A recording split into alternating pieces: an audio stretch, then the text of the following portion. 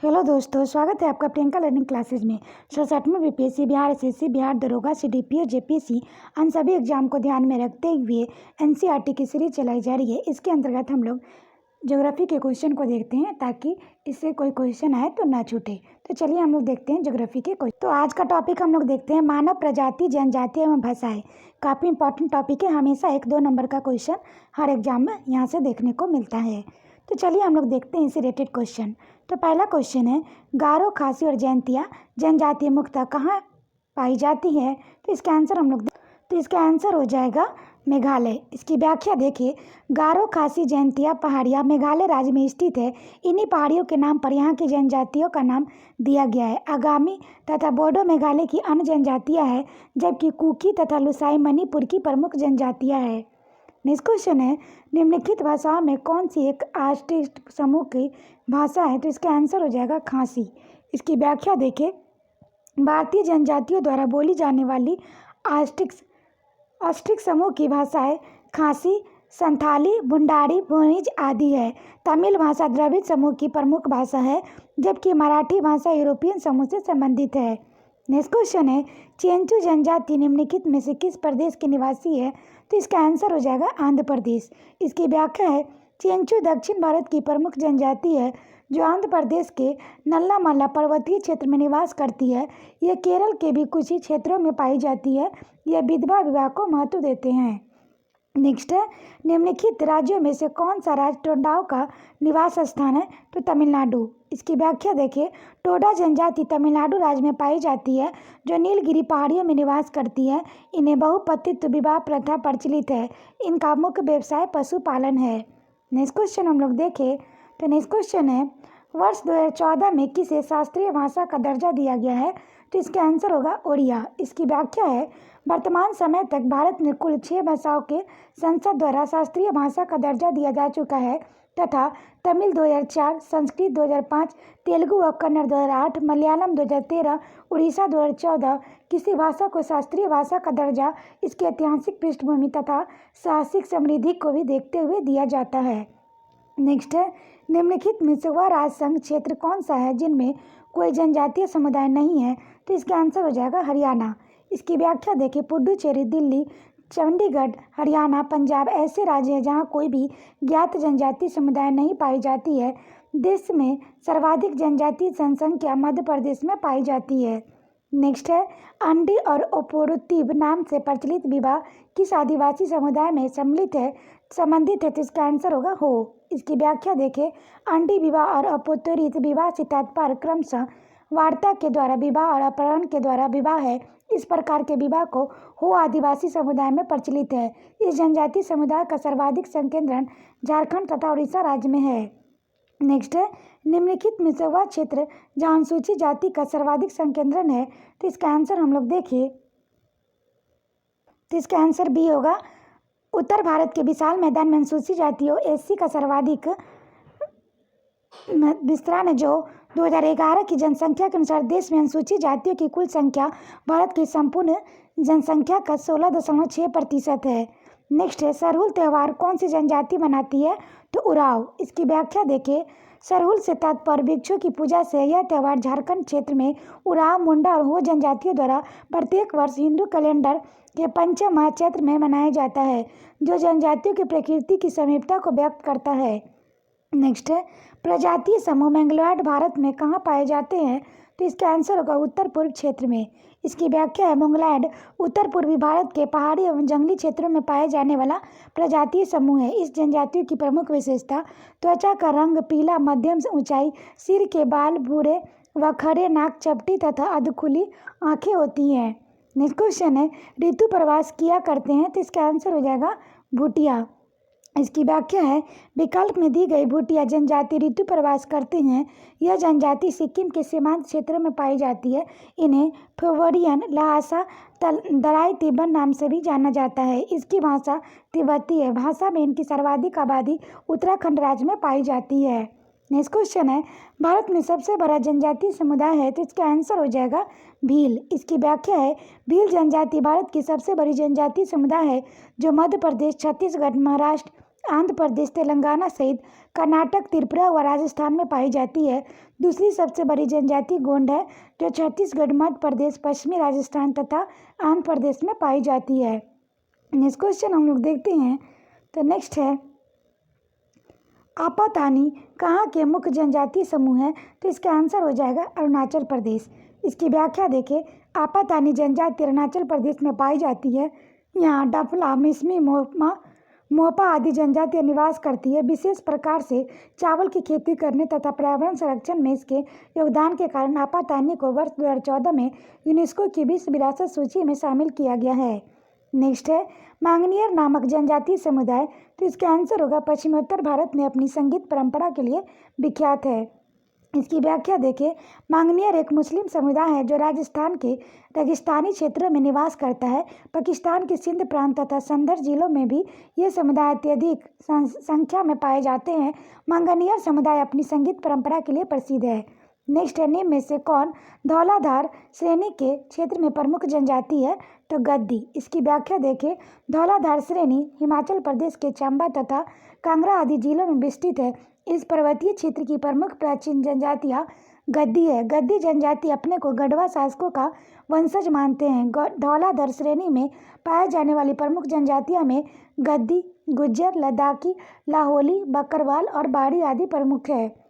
Next है, धुमकाड़िया किस जनजाति की सामाजिक संस्था है? तो इसका आंसर हो जाएगा उराव। इसकी व्याख्या देखें। उराव जनजातियों का युवा गृह धुमकाड़िया कहलाता है। यह इस जनजातीय समाज में विवाह का सर्वाधिक प्रचलित रूप आयोजित विवाह है, जिससे विवाह का प्रस्ताव वर पक्ष के सामने रखा जाता है। इस विवाह में वर पक्ष को वधू मूल्य देना पड़ता है। इस समाज में संगोत्रीय विवाह निषिद्ध है। उराव गाँव में मुखिया को महतो तथा इसके पंचायत को पंचोर कहा जाता है। नेक्स्ट टॉपिक हम लोग देखते हैं जनसंख्या। काफ़ी इंपॉर्टेंट टॉपिक है, यहाँ से हमेशा क्वेश्चन बनता है। तो इसके रिलेटेड क्वेश्चन को देखते हैं। तो पहला क्वेश्चन है, भारत में लिंगानुपात की गणना कैसे की जाती है? तो प्रति 1000 पुरुषों पर स्त्रियों की संख्या। इसकी व्याख्या है। भारत में लिंगानुपात यानी कि सेक्स रेशियो की गणना प्रति 1000 पुरुषों पर स्त्रियों की संख्या के आधार पर की जाती है। 2011 की जनगणना के आधार पर भारत की लिंगानुपात 943 है। नेक्स्ट है, जनसंख्या घनत्व से आप क्या समझते हैं? तो इसका आंसर होगा प्रति वर्ग किलोमीटर में रहने वाले लोगों की संख्या। इसकी व्याख्या देखें। जनसंख्या घनत्व से तात्पर्य प्रति वर्ग किलोमीटर क्षेत्र में रहने वाले लोगों की संख्या से है। भारत की जनगणना 2011 के अनुसार जनसंख्या घनत्व 382 व्यक्ति प्रति वर्ग किलोमीटर है। सर्वाधिक जनसंख्या घनत्व बिहार 1106 व्यक्ति वर्ग किलोमीटर है, जबकि केंद्र शासित प्रदेश में दिल्ली का सर्वाधिक जनघनत्व 11,320 व्यक्ति वर्ग किलोमीटर है। नेक्स्ट है, निम्नलिखित राज्यों में से सर्वोच्च साक्षरता दर किस राज्य में है? तो इसका आंसर होगा मिजोरम। इसकी व्याख्या है। जनगणना 2011 के अनुसार सर्वोच्च साक्षरता केरल 94% की है। यह पश्चात लक्षद्वीप 91.8% है। मिजोरम 91.3% है। गोवा 88.77% है। त्रिपुरा 87.22% का स्थान आता है। नेक्स्ट है, भारत में निम्नलिखित राज्यों में से किस राज्य में जन्म दर न्यूनतम है? तो इसका आंसर हम लोग देखें तो इसका आंसर हो जाएगा ए, यानी कि इसकी व्याख्या देखें तो केरल राज्य में जन्म दर सबसे कम है। जन्म दर देखें तो केरल में 15 है, पश्चिम बंगाल में 16 है, बिहार में 27.7 है, उत्तर प्रदेश में 27.8 है। नेक्स्ट है, भारत में जनसंख्या वृद्धि की क्या विशेषता है? तो जन्म दर में वृद्धि किंतु मृत्यु दर में कमी। इसकी व्याख्या देखें। विश्व में जनसंख्या की दृष्टि से भारत का दूसरा स्थान है। स्वास्थ्य सुविधाओं के सुधार के साथ मृत्यु दर में जन्म दर की अपेक्षा तीव्र गिरावट आई है, अतः जनसंख्या तेजी से बढ़ी है। वर्तमान समय में जन्म दर 21/1000 है और मृत्यु दर 8/1000 है। नेक्स्ट क्वेश्चन है, जनांकीय अभिलक्षणों के आधार पर भारत का वर्गीकरण जनसंख्या चक्र के किस चरण के अंतर्गत किया गया है? तो इसका आंसर होगा विलंबित विस्तारशील चरण। इसकी व्याख्या है। जनांकीय अभिलक्षणों के आधार पर भारत का वर्गीकरण जनसंख्या के विलंबित विस्तारशील चरण में किया जाता है। भारत जनांकीय संक्रमण के 4 विस्तृत चरणों में से प्रथम 2 चरण पार कर चुका है। वर्ष 1991 के बाद भारत जनांकीय संक्रमण के तीसरे चरण में प्रवेश कर चुका है। वर्तमान में देश की जनसंख्या वृद्धि दर में गिरावट आ रही है। नेक्स्ट है, भारत की जनसंख्या में ऋणात्मक वृद्धि दर किस दशक में दर्ज की गई थी? तो इसका आंसर हम लोग देखें तो इसका आंसर हो जाएगा 1921 से 1931। इसका मुख्य कारण था जन्म दर की अपेक्षा मृत्यु दर का अधिक उच्च होना था। नेक्स्ट है 2011 की जनगणना है, तो यह 15वीं जनगणना है। इसकी व्याख्या देखें। भारत में प्रथम जनगणना अंग्रेज वायसराय लॉर्ड मेयो के कार्यकाल में 1872 ईस्वी में हुई थी, जिसमें भारत की जनसंख्या 25 करोड़ थी। 1881 ईस्वी में लॉर्ड रिपन के काल में प्रत्येक 10 वर्ष पर जनगणना कराई जाती है। WC ब्लाउडेन प्रथम जनगणना आयुक्त थे। वर्ष 1951 की जनगणना स्वतंत्रता के पश्चात भारत की 7वीं जनगणना थी। इस प्रकार 2011 की जनगणना 15वीं जनगणना है। नेक्स्ट है जुलाई 2011 में घोषित जनसंख्या के आंकड़ों के अनुसार शहरी क्षेत्रों की तुलना में ग्रामीण क्षेत्रों में शिशु लिंगानुपात में कमी आई है, तो 4 गुना। इसकी व्याख्या है जनगणना 2011 के अनुसार जनसंख्या के आंकड़ों के अनुसार शहरी क्षेत्रों की तुलना में ग्रामीण क्षेत्रों में शिशु लिंगानुपात में 4 गुना कमी आई है। नेक्स्ट है भारतीय जनसंख्या के इतिहास में किस काल अवधि को आगे की ओर एक बड़ी छलांग कहा जाता है, तो 1951 से 1961। इसकी व्याख्या देखिए। भारतीय जनसंख्या के इतिहास में 1951 से 1961 की अवधि में सर्वाधिक वृद्धि हुई, क्योंकि इस अवधि में मृत्यु दर में कमी आई और मृत्यु दर में वृद्धि हुई। नेक्स्ट है वर्ष 2011 की जनसंख्या के अनुसार भारत में शिशु लिंगानुपात है, तो 919। इसकी व्याख्या देखें। जनगणना 2011 के अनुसार औसत शिशु लिंगानुपात 919 है। भारत में हरियाणा का लिंगानुपात सबसे कम 877 है, जबसे सबसे अधिक शिशु लिंगानुपात केरल 1084 का है। नेक्स्ट क्वेश्चन हम लोग देखें, तो नेक्स्ट क्वेश्चन है वर्ष 2011 की जनगणना के अनुसार निम्नलिखित राज्यों में किस राज्य में स्त्री और पुरुष की साक्षरता सबसे अधिक है, तो इसका आंसर हो जाएगा सबसे अधिक अंतर है, तो इसका आंसर है राजस्थान। इसकी व्याख्या देखें। जनगणना 2011 के अनुसार राजस्थान में पुरुषों की साक्षरता 89.2% है, महिला साक्षरता 52% है। यहाँ पर स्त्री पुरुष साक्षरता के मध्य अंतराल सबसे अधिक है, जबकि राजस्थान की कुल साक्षरता 66.10% है। यह बिहार के पश्चात दूसरा सबसे कम साक्षर राज्य है। नेक्स्ट है वर्ष 2011 की जनगणना के अनुसार देश की सर्वाधिक जनसंख्या वाला राज्य है, तो उत्तर प्रदेश।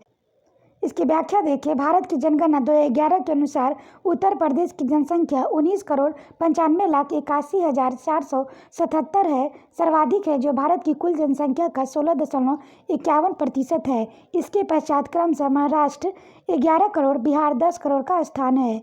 नेक्स्ट है भारत में सबसे कम जनसंख्या वाला राज्य कौन सा है, तो ये सिक्किम। इसकी व्याख्या देखिए। जनगणना 2011 के अनुसार सिक्किम सबसे कम जनसंख्या वाला राज्य है। अधिकतम जनसंख्या उत्तर प्रदेश राज्य की है। सिक्किम की जनसंख्या 6,07,688 और उत्तर प्रदेश की जनसंख्या 19,95,81,477 है। नेक्स्ट है भारत के किस राज्य का क्षेत्रफल एवं जनसंख्या समान रैंकिंग की स्थिति में है, तो ये मेघालय। इसकी व्याख्या देखें। देश में मेघालय राज्य का क्षेत्रफल व जनसंख्या की दृष्टि से समान स्थान है। इन दोनों दृष्टियों में मेघालय का 22वां स्थान है। मेघालय बहुसंख्यक आबादी ईसाई धर्म का पालन करती है। नेक्स्ट क्वेश्चन देखते हैं। एक गांव से 5 मिलियन जनसंख्या वाले शहर को कहते हैं, तो मेट्रोपॉलिटन कहते हैं। इसकी व्याख्या देखें। 1 से 5 मिलियन जनसंख्या वाले शहर को मेट्रोपॉलिटन कहते हैं।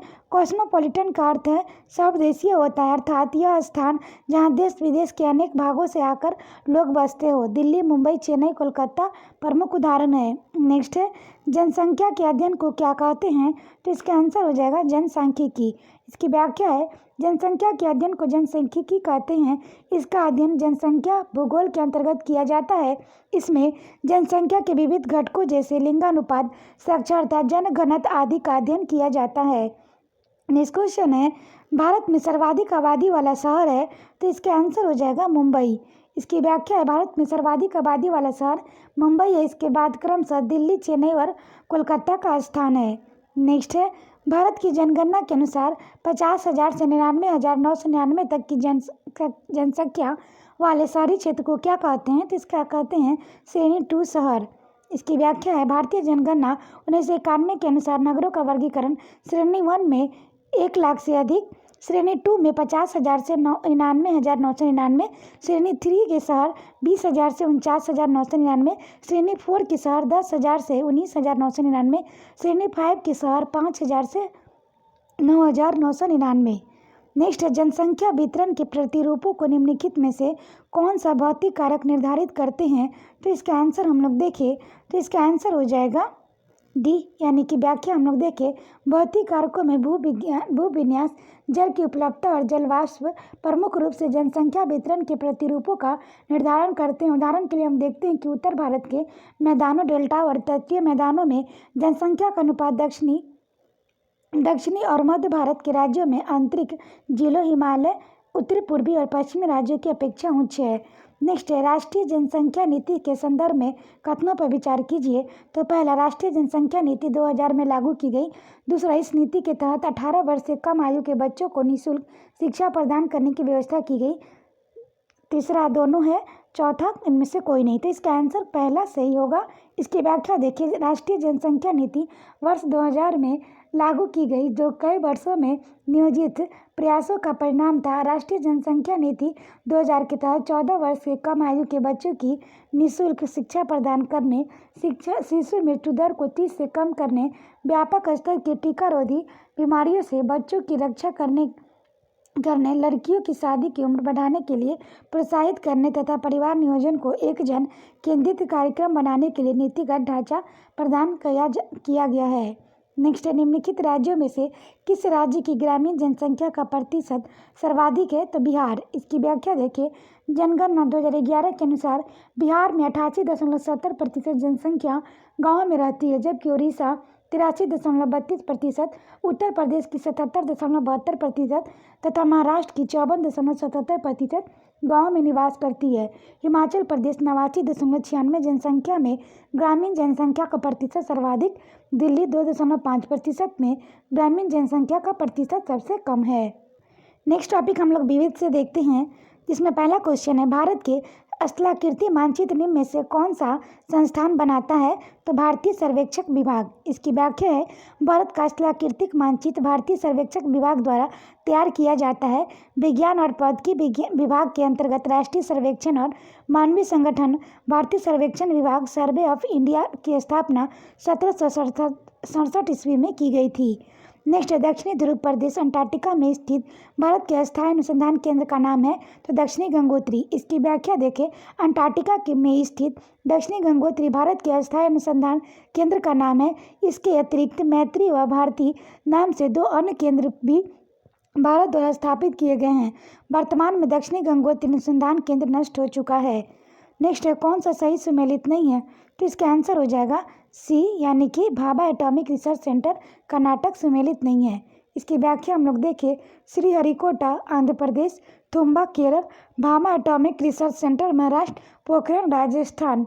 नेक्स्ट क्वेश्चन हम लोग देखते हैं, नेक्स्ट निम्नलिखित में से किस राज्य की भूमि भारत के पूर्वी और पश्चिमी दोनों तटों पर है? तो पुडुचेरी। इसकी व्याख्या है, पुडुचेरी संघ शासित क्षेत्र की भूमि भारत के पूर्वी और पश्चिमी दोनों तट पर है। वस्तुतः पुडुचेरी के 4 जिले इस प्रकार है। पुडुचेरी और कराईकल तमिलनाडु तट पर पूर्वी तट पर है। यह नाम आंध्र प्रदेश के तट पूर्वी तट पर है। माहे केरल तट पश्चिमी तट पर है। नेक्स्ट है, आंध्र प्रदेश और तमिलनाडु के तटीय भूभाग को कहते हैं, जिसका आंसर होगा कोरोमंडल। इसकी व्याख्या देखें, आंध्र प्रदेश और तमिलनाडु के तटीय भूभाग को कोरोमंडल तट कहते हैं, जबकि पश्चिम घाट में केरल के तट को मालाबार तट कहते हैं। नेक्स्ट क्वेश्चन है, दीव एक द्वीप है, तो इसका आंसर हो जाएगा गुजरात के कुछ दूर। इसकी व्याख्या देखिए, दमन और दीव केंद्र शासित प्रदेश का एक भाग द्वीप है, जो कि एक द्वीप है। यह गुजरात तट की कुछ दूरी पर अरब सागर में अवस्थित है।